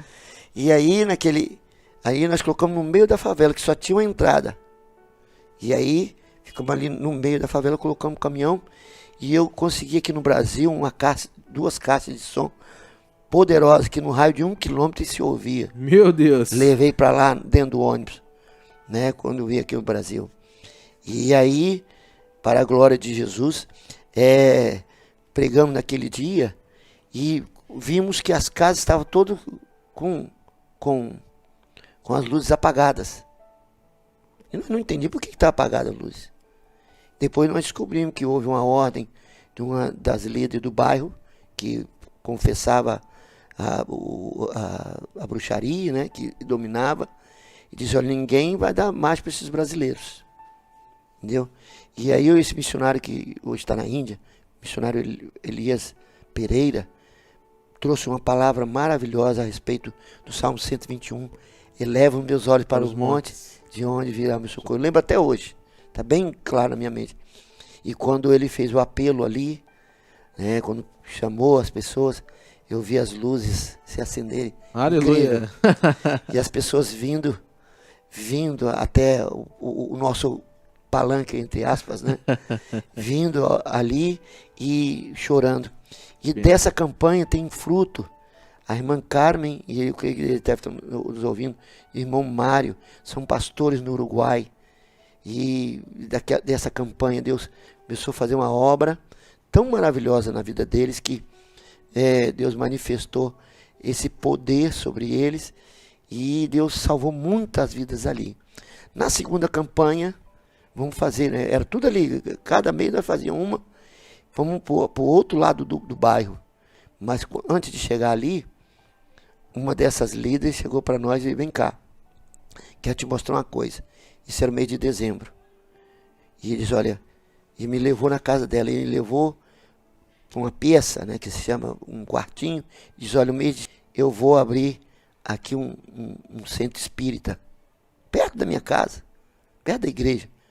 E eu olhei aquilo ali, ela com esse atrevimento, né, vou abrir, você vai ver. E eu passava na rua e dizia para ela, né, o nome dela, e ó, Jesus Cristo te ama, hein? E ela não gostava, ela me xingava todo, esse pastor de meia tigela, tal, esse brasileiro, né, aquela discriminação. Mas quando ela falou que ia abrir um centro espírita, eu falei, em nome do Senhor Jesus, você não vai abrir centro espírita aqui, não vai. E o que aconteceu? Passaram janeiro, fevereiro, março, abril. Quando veio maio, na época do meu aniversário, fizemos uma campanha de criança lá na igreja. Creio que foi maio, Aliás, melhor, desculpa, mês de outubro. Em outubro, ela não conseguiu em janeiro, quando foi outubro, na campanha de criança que fizemos, ela veio e sentou na primeira fila, sabe? Levantou, aí de repente, eu soube que essa pessoa foi uma das que influenciaram para a gente não fazer campanha. E ela disse, vocês não vão fazer campanha aqui. E realmente, só que houve uma outra situação que um dos parentes dela era uma autoridade lá. Falou, não, interviu de nós, vamos fazer. E aí fizemos e trouxemos então. E aí nesse dia de outubro, ela veio e havia um pastor que estava pregando, ele até falecido, daqui do Brasil. E desculpa, irmão, não foi aquela mensagem, não foi nada que ver, entendeu? Mas enfim, naquele dia quando fizemos o apelo, ela levantou e veio com as duas mãos ao altar. E ali nós oramos por ela, caiu endemoniada também. Muita gente endemoniada. E ao estar endemoniada, ela foi liberta ali e passou a servir Jesus. E depois essa mesma pessoa se tornou enfermeira. Ela era enfermeira.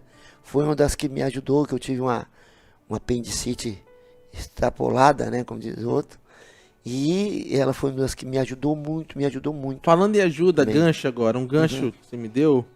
Provisão. E provisão, acho que hoje nós já lemos notícias aqui que o número de missionários que anseiam missões cada vez vem caindo, um declínio muito grande. Por um dos motivos, falta de provisão, né? De igrejas que se comprometem, acabam falhando. Alguma vez Deus deixou de prover no campo missionário, no Uruguai? Olha, eu também passei por esse mesmo problema. E muitas pessoas que fizeram promessas, muitas. E muitos que levaram na igreja, fizeram despedida nossa, choraram até mesmo, né, naquela unção, sabendo que era da vontade de Deus. Essas pessoas também falharam conosco. Não que a gente exigia nada, Sim. não que era valores avultados, valores grandes, né? Mas, enfim, muitas delas, na minha cabeça, você lembra daquela festa que o pai mandou convidar para a festa e muitos deram desculpa, comprei uma junta de boi, Isso. aí eu não posso ir porque comprei um terreno, tem que ir lá ver. E do mesmo jeito até que Deus enviou, falou, não, vai pelos valados e traz quem mendigo, quem tiver traga esse. Traga. Assim mesmo, é a visão que eu tenho do sustento missionário, que as pessoas pedem oportunidade, porque houve também igrejas de pessoas como a Igreja Cristã Filadélfia em Marcílio Noronha, na pessoa do pastor Geraldo Casagrande, creio que o pessoal de Vitória conhece. Pensa em um homem de Deus extraordinário, ele e sua família, extraordinário. Essa igreja nos abençoou muitos anos ali no Uruguai, muitos anos. Ali nunca falhou, pelo contrário, sempre nos recebia aqui. E lógico, chegou um dado momento que nós vimos que a igreja continuou sendo abençoada. Então nós chegamos para ele e disse: pastor, a igreja está caminhando com as suas próprias pernas hoje, então eu acho melhor. Tinha um casal de missionário, inclusive, que estava, eu acho que no Nordeste, estava indo para outro lugar, então nós resolvemos transferir para ele. Mas essa igreja hoje é uma potência, principalmente na área social. Nós, estando aqui, colocamos gente lá, ele com o próprio recurso deles, eles conseguiram, eles têm centro de reabilitação ali, cresceram muito, muito abençoados. Os membros dessa igreja são extraordinários. Igreja Cristã Filadélfia. Amém. Por quê? Eu creio, porque eles foram fiéis à obra missionária e sustentar com dízimo e oferta. Mas Deus, ele, quando não vem de um lado, como diz Jesus, até dessas pedras Deus pode suscitar filhos a Abraão. Aleluia. Até das pedras, se Deus está no controle, sabe? Deus vai fazer chover maná do céu. Amém. Né? E eles pedem oportunidade. E Uruguai, agora vamos dar um salto, porque já são 11h27 horas de Brasília, hein? Ele tá passando, olha como passa. Uhum. Vamos pro salto agora temporal. Uruguai, agora Portugal. Portugal, outro continente, né? Continente europeu, há uma história. Qual foi o desafio de Portugal? Qual as diferenças do Uruguai para Portugal? Porque é uma cultura diferente. Totalmente. Claro que a língua se assemelha à nossa, é o português, mas diferente também. Uhum. Qual a diferença da cultura? É um povo mais frio, um povo mais aberto? Qual foram os desafios de Portugal? Ótimo. Bom, o desafio de Portugal, então vamos começar pelo começo, né? Isso. Um pleonasmo aí. Quando eu estava lá no Uruguai, passados 4 anos, eu vim pregar no Brasil, de férias, e apresentar a minha filha também, para nossos parentes aqui, né, as avós e tal. E eu fui pregar na igreja do pastor Mário Souza. Mário Souza é conhecido nosso. É conhecido, que bênção. E ali no Mário Souza havia uma missionária, depois de ter pregado, havia uma missionária que recém tinha vindo da África, algo assim, e ela me chamou num canto e disse: pastor Marcos Paulo, seu tempo, Deus te manda dizer que seu tempo no Uruguai se terminou, e que ele vai fazer um rebuliço lá, e que vai te tirar de lá, e vai te enviar para outras terras que está te esperando. Eu não criei, né? E a minha cunhada, irmã Marinete, também teve a mesma visão, que nosso tempo tinha terminado. Confesso a vocês que eu não criei, porque nós construímos uma igreja no Uruguai. Claro. É outra história, Uma né? história, né? É outra história que nós construímos lá. Um legado. Um legado, deixamos lá. Hoje é uma catedral essa igreja, né? E uma igreja também faz missões para outros países também. Mas, então, quando eu cheguei lá, eu perdi toda a perspectiva. Eu não sentia mais aquela paixão, não desprezando os irmãos, mas sabia que algo era diferente. Então, Deus preparou tudo para nós voltarmos. E voltamos. E passamos a vir. Aí viemos aqui para Vitória. A missão Josué foi muito, muito boa com a gente, que nos conseguiu casa. E fomos morar ali. E eu fui fazer faculdade, né? E fazendo faculdade, eu mesmo sabendo que Deus tem estou preparado para alguma coisa. Foi então que o nosso pastor José Oscar Pereira foi lá para Portugal, e estando lá, logo naquela febre de imigração para Portugal, e naquela febre foi implantada a igreja lá, e o pastor de lá precisou de um casal para auxiliar ele. Foi então que o pastor Oscar, voltando, falou para algumas pessoas, quis enviar algumas que não puderam. E Deus falava comigo, porque quando eu cheguei da faculdade de manhã, logo de meio-dia, quando eu bati o olho nas fotos lá de Portugal, o Santo Espírito falou comigo, este é o lugar que eu quero te levar. Amém. E eu perguntei, Senhor, como? Foi então que várias pessoas que voluntariaram para ir, e enfim não deu certo. E graças a Deus o pastor Oscar teve discernimento de espírito, o pastor Oscar teve visão de Deus, e falou, Deus falou com ele sobre nós. E com um mês, a Missão Josué preparou os passaportes, as fotos, documentos, para mim, tudo preparado. Amém. Mas antes de sair dali, eu fui avisado pela irmã Penha, eu nunca mais vi essa irmã Penha, gostaria de vê-la. Ela disse, pastor Marcos Paulo, logo no começo, Deus vai te usar muito na Europa, mas logo no começo, você vai ter grande tribulação. Pois bem, querido, pegamos um avião, e esse avião passava pela Espanha, para depois nós vimos para Portugal. O obreiro que estava lá não era um obreiro de boa índole, descobrimos depois isso, corrupto. Olha. Muita corrupção, muito enrolo. E a igreja crescendo, mesmo assim. E eles foram nos buscar na Espanha. Passamos 2 dias sem dormir, eu e minha esposa. Meu Deus. E a primeira coisa foi que não pode andar com pessoa com mais de 5 pessoas. Eu e minha esposa fomos em 6. Eles foram lá me buscar, eu dei 800 quilômetros, que não precisava. Ele, com medo que nós fôssemos barrar na imigração, foi lá nos buscar.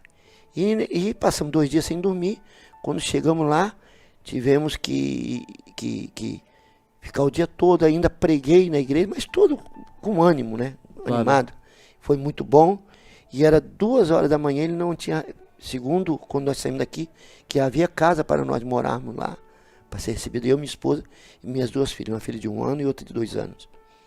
E aí, não tinha, e nós na casa dele, ele não queria receber nós lá, né? Nós morávamos com ele por um tempo. E na hora, pastor, e agora? Nós precisamos dormir, minhas filhas, minha esposa, mortas de cansado. Por último, ele vai e nos leva para a casa de uma mulher, uma portuguesa, descendente uma venezuelana, descendente de português, que mora em Portugal. E essa mulher, com um filho de 15 anos, um menino alto naquela época, forte, e uma casa bem precária na Europa, mas nós somos missionários, vamos, né?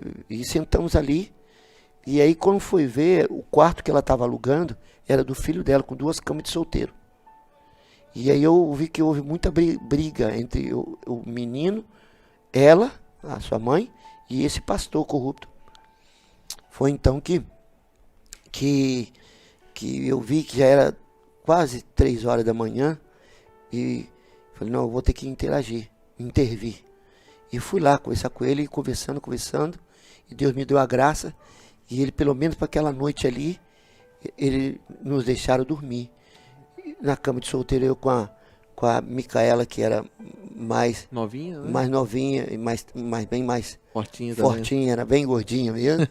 E a Rebeca, e com a Rita do outro lado. Entendeu? Quando eu voltei lá, tava a Rita e as meninas dormindo sentadas no chão puro com as meninas. Aí conseguimos. E daí começou as tribulações, irmão. Primeiro, esse menino traficava droga dentro de casa. Meu Deus. Essa mulher, a comida que nós pagávamos ela certinho. E nós fazendo a obra, evangelizando, pregando. Né? A igreja nos recebeu muito bem, viu em nós mais experiência. Mas, como em todo lugar, desafios, né? E, enfim, esse rapaz, ele ia tomar banho, deixava a porta aberta. E as minhas meninas, passavam 2 anos, e um ano e meio, 2 anos, entrava lá e minha esposa tinha que tirar ela lá do banheiro.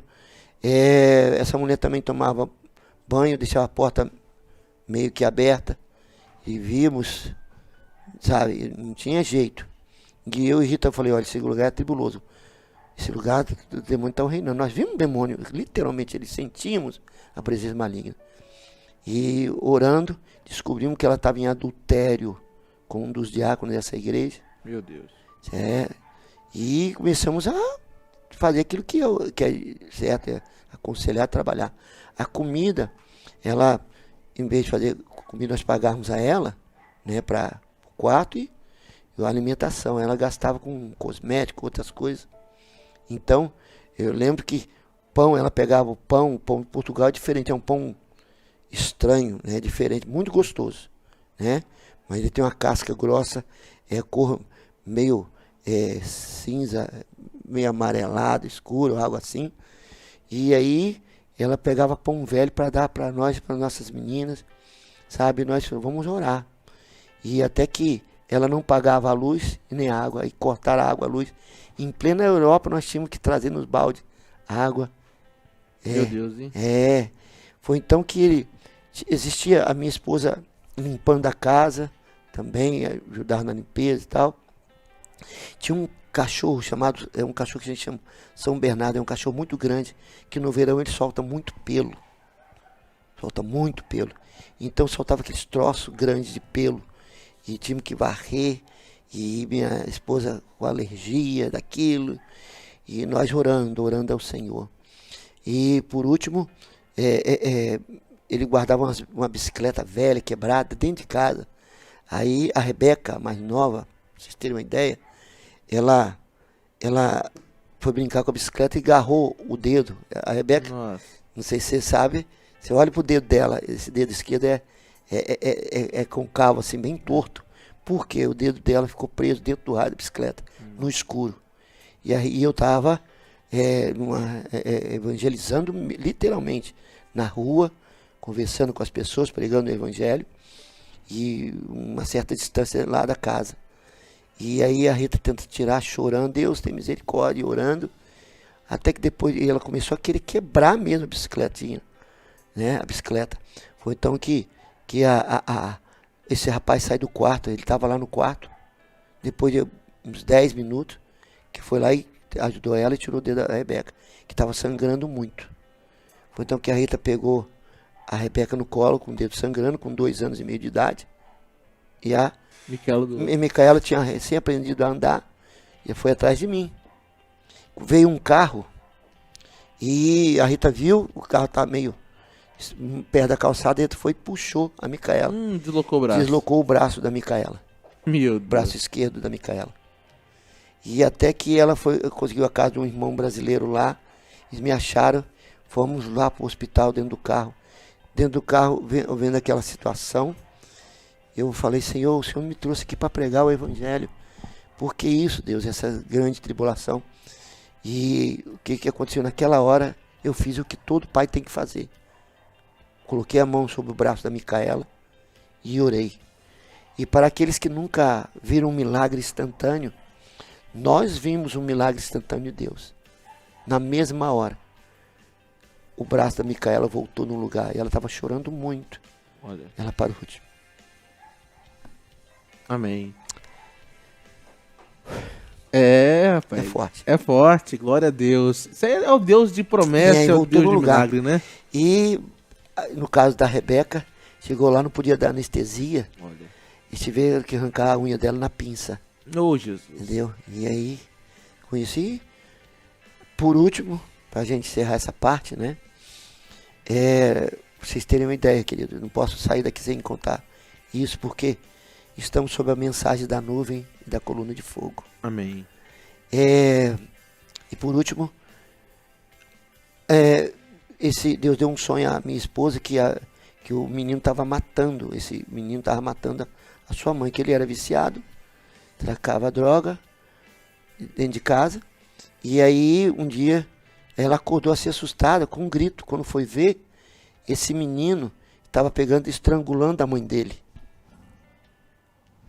Aí o que eu fiz? Comecei a clamar o nome de Jesus e tive que segurar ele. E ele era mais alto e mais forte que eu, então dei como é que se chama aqui? Mata-leão, né? Sossega leão, mata leão. Dei nele aqui, clamando e falando para ele, olha, eu não tô te batendo, eu tô segurando, mas solta sua mãe. Mas por quê? A mãe dele, para ele não ir se drogar, segurou a camisa dele, assim, eu falando, irmã, solta ele. Não, que ele vai se drogar agora. Né? Falando tipo os portugueses, né? E vai se drogar. Falando, irmã, mas isso não é hora. Não é hora de você fazer isso agora, não. Ele vai te matar. E ela, perdendo a voz, sabe? Morrendo, eu falei, Jesus, tem misericórdia. Clamando, as minhas crianças chorando. Foi para os vizinhos, as minhas crianças. E a minha esposa correu lá, sabe? E os vizinhos não fizeram nada, porque eles são frios mesmo nessa parte. Não, isso aí é fogo de palha. E eles depois vão estar aí, entendeu? Sim. Já tinha havido outras brigas. Foram 3 meses de terríveis. E aí naquela hora nós clamando, e ele, e até que ele recebeu um golpe, não foi meu. Como se fosse um soco na boca do estômago, que ele soltou a mãe e fez assim na boca do estômago, colocou a mão na boca do estômago. E eu falei, eu não te bati, ele soube que não era. Aí ela soltou ele saiu correndo, pulou o muro da casa e foi se drogar, sabe? Aí naquele dia ali nós ficamos muito tristes, falei, daqui eu não vou ficar aqui mais não. E aí até que eu fui convidado para pregar numa igreja de um amigo nosso, Júnior, né? E ele não era pastor, mas era diácono, e eu fui. Quando chegou lá, foi bom, e eles nos receberam em casa, tinha uma casa, e que havia um quarto com cama de casal, e com cama para as meninas, e dormimos lá. E ele ficou doente, e nós fomos dar uma assistência para ele, gripou muito, e ficamos ali, passamos uma semana. E quando falei, olha, e nos fez convite, vem morar aqui conosco. Uma cidade chamada Portimão, que é no sul do Algarve, sul de Portugal, no Algarve, no estado do Algarve. Aí resolvemos ficar ali, vimos que era uma porta.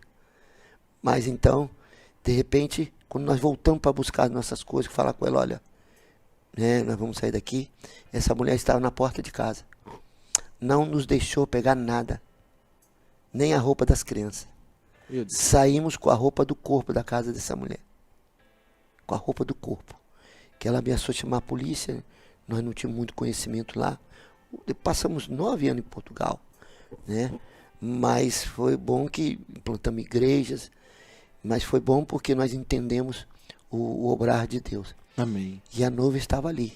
Glória a Deus. E Deus honrou muito, porque hoje muitas almas nós ganhamos, desde africanos, portugueses, brasileiros e gente lá, desse lado da Rússia, Moldávia, lá ali. Olha, já Também. são 11h42 horas de Brasília, tá correndo, tá acabando já. E quero fazer uma última pergunta, né? Você também esteve na Irlanda, não é? Teve no norte, Reino Unido. O europeu, é uma pergunta particular minha, Sim. ele é frio mesmo? Você manja também inglês também, que eu sei, né? Eu falo inglês também devido a você, que você me incentivou muito. É verdade, é verdade. Você vindo no Brasil me enchia a paciência, Rapaz, a bom. ponto de Deus usar você para me aprender hoje. Eu quero aqui agradecer. Mas Obrigado. como que foi lá chegar pro irlandês, né? Do you know Jesus? Você conhece Jesus? E aí? Bom, para responder essa pergunta, eu acho que a gente tem que olhar pela ótica transcultural. Exato. É uma das coisas que eu dei aula aí em alguns lugares aqui no Brasil já, né? Alguma faculdade, em alguns lugares também, na igreja também. E uma das coisas que eu falo é aprender a olhar pela ótica transcultural. E não foge a regra, né? A regra é que os primeiros meses você tem que aprender o idioma. Exato. Então, mas além do idioma existe a cultura. Então, hoje eu entendo que a maioria das coisas são barreira transcultural. Que você tem que aprender a conhecer e saber como eles pensam. Exato. Existem, essas barreiras existem em cada lugar, tanto espiritual como emocionalmente. Estou dentro da área terapêutica, como você sabe.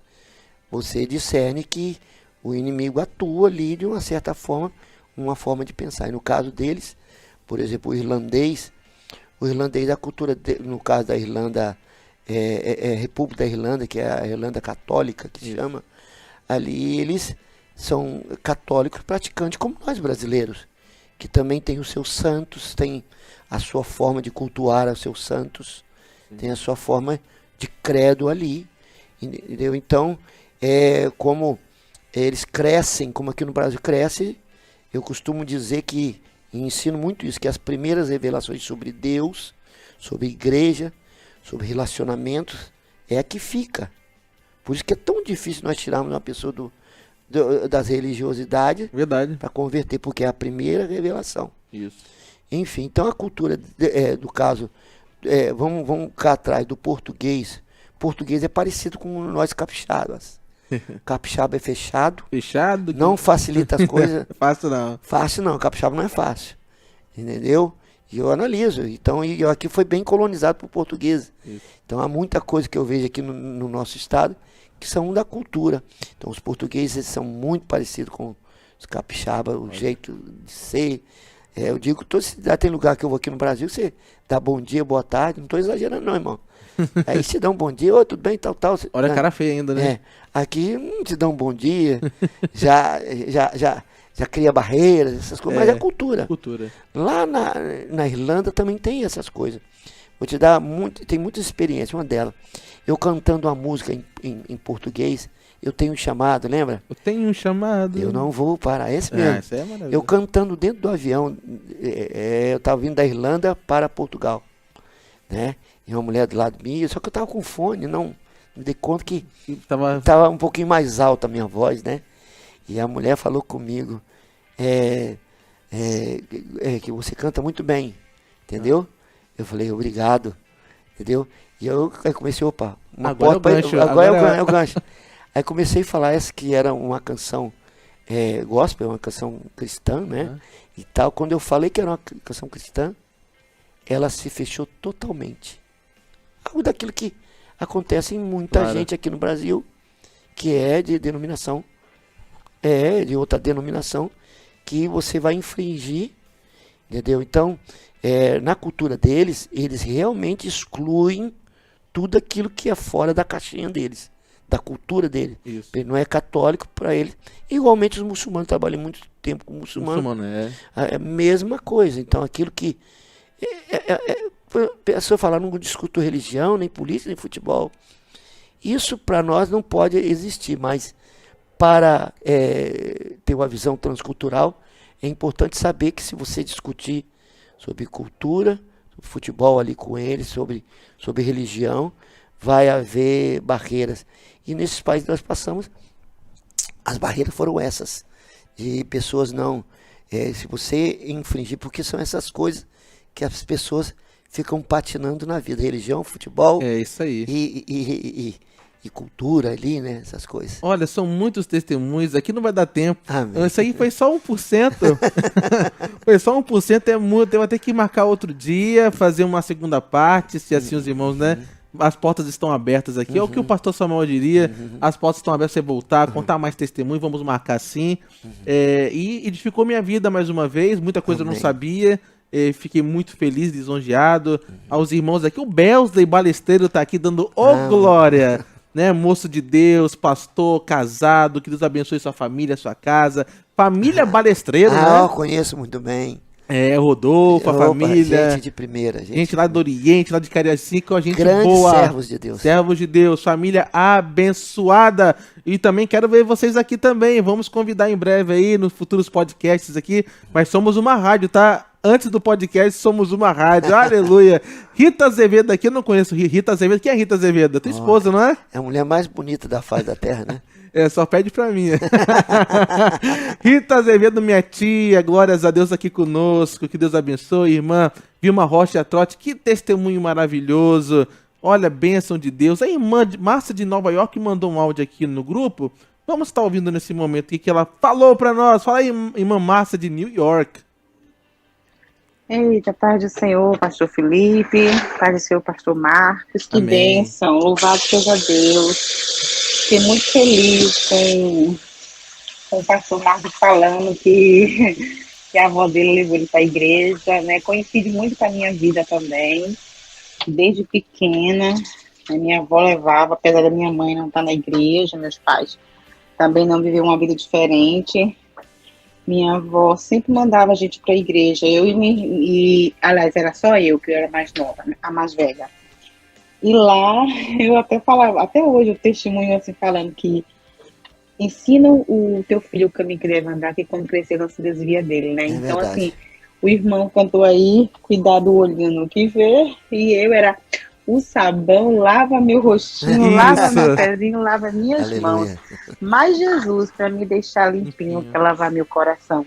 Isso nunca saiu da minha mente. Sempre essa canção vinha à minha mente. Cresci graças a Deus, e minha mãe me levava para o catolicismo, e eu nunca consegui fazer a primeira comunhão nem nada, porque eu fugia dos cursos, né, que ela mandava eu ir para assistir. E Olha, a Igreja Católica também, quando eu ia para os cultos, eu não prestava atenção, aquilo não me focava, né? Porque eu creio que, né, sempre levei meus filhos para o mesmo caminho, apesar que os nossos filhos, né, estão debaixo da proteção de Deus. E eu creio que no tempo certo vai trazer meus filhos para o caminho dele. Está trazendo o menor, graças a Deus está indo para a igreja, falta o maior, né? Mas eu creio que tudo Deus pode fazer.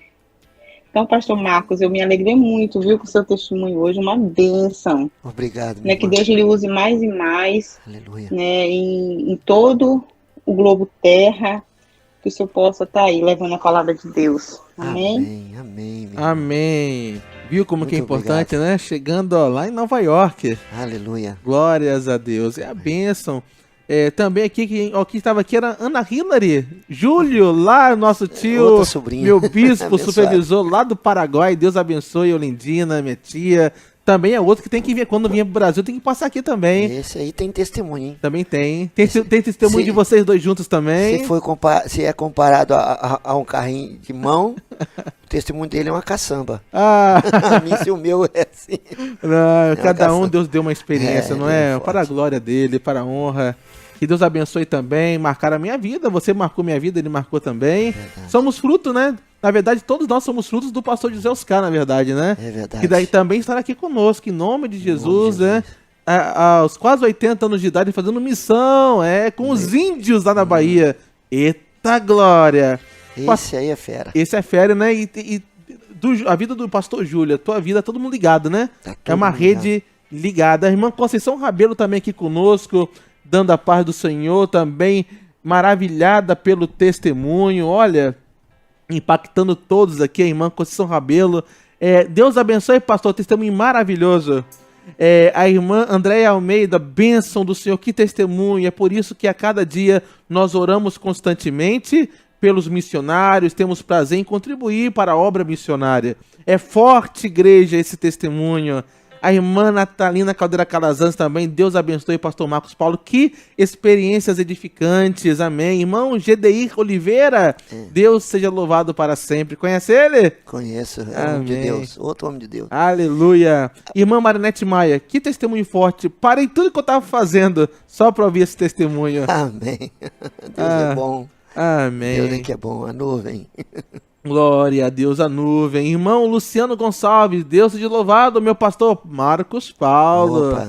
Glória, os irmãos aqui estão invadindo aqui. Eita, glória. O pastor Yankee também conosco. Um abração pro pastor. Irmão Marcos da Silva, Deus é fiel. Olha, paz do Senhor, pastor. Que benção essa palavra. Eu recebo porque estava pedindo uma palavra do Senhor. Deus é Amém. fiel. Deus é fiel. Amém. Maria Helena de Moura também dando glória a Deus, maravilhosa palavra. Todos, irmão Iago Sabedoria aqui dizendo, olha, Marinete Bilão de Azevedo, nossa tia aqui, minha tia, muito forte mesmo. Aleluia. Pastor Marcos Paulo, como que a gente acha você? A gente acha como aí? Os eventos que você faz, pastoreio, retiros, como que a gente encontra? O que? Pelo Instagram, telefone? Fala pra nós aí. Beleza, meus amados, se vocês quiserem estar em contato conosco, pastor Marcos Paulo Souza, @hotmail.com, no Facebook, né? Se está também do pastor Felipe aqui, vocês vão encontrar, só pedir lá que a gente tá lá pronto, né, a receber vocês, né? O Instagram também, eu tô meio desatualizado, mas eu acho que tá nisso aí também. Marcos Paulo, É não Marcos tem erro, Paulo, não. Marcos Paulo. Facinho de achar, Tem Marcos erro, não. Paulo, Uhum. E, enfim, e no Zap também, se você quiser entrar em contato conosco, né? Anota aí, 27, é o prefixo, né, daqui do estado. 9961 40050. Esse é o meu telefone. Repetindo. 9961 40050. Amém, tá aí. E pode enviar aí que a gente está disposto a abençoar a vida de vocês, seja o que for. E quanto aos outros eventos, estamos na Igreja Metodista Wesleyana em São Marcos da Serra. Só seguir lá também no só seguir Instagram, lá também. Facebook. É isso. seguir lá e vocês vão ver alguma coisa abençoadora lá no nome de Jesus. Amém. Quer deixar um abraço aí pra esposa, filho? Claro. Fique à Inclusive, vontade. Deixa eu dizer uma coisa, eu tenho que fazer justiça. Sim. Falou o pastor José Oscar. Deus deu uma visão quando nós estávamos no seminário para Rita, minha esposa. Sabe? Um sonho, melhor dizendo. Que ela via uma mão tocando em várias nações no globo terrestre. E ela perguntou, Senhor, de quem é essa mão? E essa aqui foi uma das determinantes para nós irmos para a missão Josué, onde o pastor Oscar. Essa é a mão do pastor José Oscar Pereira. Amém. Glória a Deus. E aconteceu e está acontecendo. Amém. Amém. Porque de nós, há outras pessoas, por exemplo, lá do Uruguai, a igreja do Uruguai, tem igreja hoje no Chile. Aleluia. A igreja que nós implantamos lá. Então desencadeou uma unção poderosa de conquista, né? E o nome da missão Josué, o lema da missão Josué, enviados para conquistar. Aleluia. É isso? Olha que bênção de Deus, E irmã. Deus abençoe a minha esposa. Eu agradeço a Deus aqui, irmão. Diz a Bíblia que o Deus dá a riqueza, né? Os bens e a herança ali vem de Deus, mas a mulher virtuosa vem da parte do Senhor. E eu tenho uma mulher especial, virtuosa. Amém? Presente de Deus. Melhor, eu tenho uma família especial. Que bênção. Hoje, Rebeca e Micaela, que passaram por muitas também, outros E testemunhos, muito testemunho aí. pensa em duas meninas extraordinárias. Duas grandes servas de Deus. Entendeu? E não sou eu que falo não, queridos. São as pessoas que convivem conosco, sabem. E eu me sinto orgulhoso. Falar, pastor, eu quero ter que as minhas filhas, meus filhos, sejam como suas filhas, porque impactaram o nosso coração. Amém. Deus abençoe vocês. Obrigado, querido. Muito obrigado, que Deus abençoe, atendeu o nosso convite, agradecer a minha tia Rita, a Rebeca, a Micaela, ao Guilherme, né, que tá dating, né, tá namorando com a Micaela. O tio Marco fica com ciúme aqui. Fazer o quê, né? Não tem jeito. Tem jeito. Que Deus abençoe aí, que dê tudo certo em nome de Jesus, né. Tem testemunho de milagre recente também que Deus tem feito, tô por dentro.